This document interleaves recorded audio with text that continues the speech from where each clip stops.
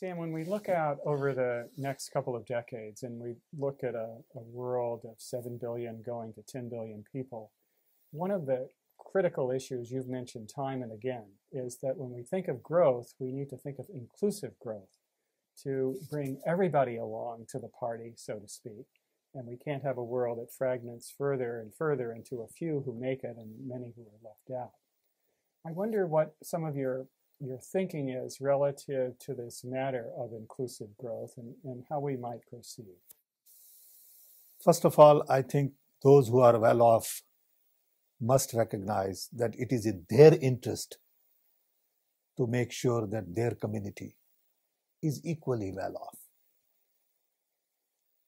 If there is a big divide, it is going to be a problem in terms of tension in the society, in the community. Everywhere you look around in the world, whether in Middle East, Africa, in urban cities in US, in India, in China, the violence really erupts from inequality.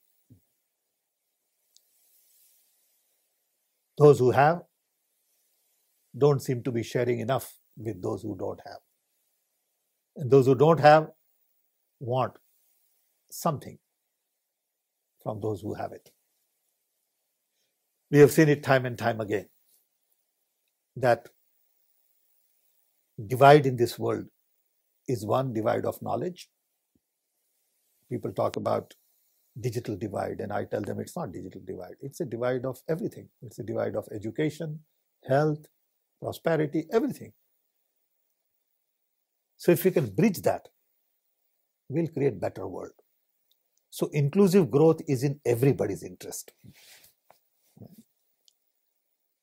If you have in a society very few very rich and lots of very poor,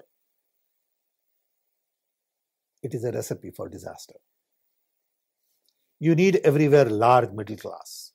And US to some extent has done well. But US also has issues with ghettos in cities. In a country with this kind of prosperity, the kind of poverty we see in some of the urban areas is just not easy to explain. Partly because in the past we have really not focused on inclusive growth. We just focused on growth. So like in India, we are growing at the rate of 8 to 10%. And we are saying, if this growth is going to generate more billionaires, this is not the kind of growth we need to focus on. We really need to focus on growth which creates more opportunities for people at the bottom of the economic pyramid. But it's very difficult at times. You take, for example, land acquisition or mining rights. We can take these two examples and talk a little bit. Land acquisition is important to create new factories, new roads, new power plants. But this land is coming from poor, either in tribal areas or in farming communities. So when you buy their land, you have to make sure that somehow they are part of this overall development. One approach would be to give them cash and get them out. When you do that, we have learned that many times these people all of a sudden become rich comparatively, have lots of money, no skill set. So their children go to drugs, go into violence, buy vehicles, run around, they just don't know what to do with it. If they were made party to the new project in terms of ownership, employment, growth, then you will have some way of guaranteeing their prosperity as well as you go along. Take mining rights. You go into a tribal area where there are lots of mines, whether it is for aluminum or copper or iron ore or whatever, or diamond. What you do is you clean up that area, you displace thousands of tribal or local people, give them some money and put them somewhere. They're not used to living in that place. They've lived for generations in this place. And you got to make them part of it. In the process, you got to be creative, innovative to improve their standard of living, not disturb too much of their life, and at the same time monetize the real asset you have, because you got to monetize some of this mining. You can't say no more mining. That's also not acceptable. And you can't say mining and get rid of these guys. We tend to do these kinds of things. So inclusive growth is all about being sensitive to the needs of the local communities, whether it is on land acquisition, or it is on mining, or creating schools for them, bringing new technology to them. If you design it properly, then you will reduce disparity. Today, in most of the places, those who come there to make money don't treat people properly, don't compensate them enough, because their idea is to increase profit. So they want to give them as little as possible and get them out. Okay? And these guys don't know what to do. They are not intelligent enough to understand the legal system and all that. So Sure. they are left alone. Sure. I think this is very important part of inclusive growth. Yeah, it seems so important to recognize that there are these variations of experience, variations of culture, particularly with indigenous people who haven't necessarily fit into the mainstream, economic mainstream to date. And in terms of how they're handled, how their situation is handled, is really a mark of what the quality is of the larger society. And you know, it's interesting because historically, or at least in the recent past, since World War II, we tend to think in terms of property rights and assets as being either owned in the private sector or somehow governed in the public sector. And, you know, there's a lot of historical evidence to show that there's really another dimension too, what we call the commons. Commons. Which is really owned by, not really owned per se, but stewarded for the benefit of all. Cooperatives. Yes, exactly.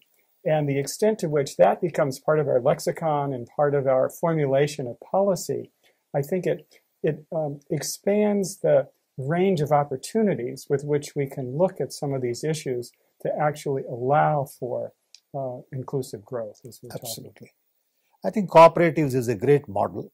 It has worked well all over the world, where a large number of people become part of ownership. Yeah. They feel they are sort of going forward with the whole project as opposed to cut them off. You know. But I think private initiative doesn't understand that well. Okay. I mean, we have examples in India of Naxalites. Yes. Big challenge on many fronts, in many states. And there are several ways to look at it. Large number of people think the best way to deal with it is to really bring development to local communities. Some of these people have taken to arms because they are fed up with the kind of development they have seen, which benefits only a handful of privileged people. In many parts of the world, systems are set up for perk, privilege, and patronage, and not for productivity, performance. And whenever you have a system set up for perk, privilege, and patronage, people react, saying, I'm not part of that. Sure. You know, and I think inclusive growth is all about that. You know, I was in Middle East a couple of years ago, and one of the leaders said, you know, don't let anybody tell you that the conflict in Middle East is all about religion. He said it's all about development. You know, you provide 5 million jobs, new jobs in Middle East, and conflict will go away perhaps. But we have not addressed development, so everyone wants bigger piece of it. So they are fighting. They take to the guns. And it's seen all over. You go to Nicaragua, similar examples are available in different forms. Yes. So whenever you ignore people at the bottom of the economic pyramid and don't carry them with you, it sort of creates, bigger challenge in the long run. Sure, it's not a formula for stability, to be sure. And the other thing that I think we haven't fully understood yet is that if indeed inclusive growth, or let's say more inclusive growth, becomes a real commitment that we're able to demonstrate, the vibrancy of what's really possible in the world, of mobilizing and giving opportunity to people that have all range of indigenous wisdom, folk wisdom, community wisdom, will make life better for everyone. Absolutely. Absolutely. Plus, people need multiple identities. I think without multiple identity, you feel you're isolated. I can't have one identity, that I'm just tribal. I need multiple identity. Yeah. I'm an engineer, I'm son of this, I'm an urban guy. And multiple identity is important for people. Yeah. And some of these people feel, because they are not part of inclusive growth, that they don't have another identity.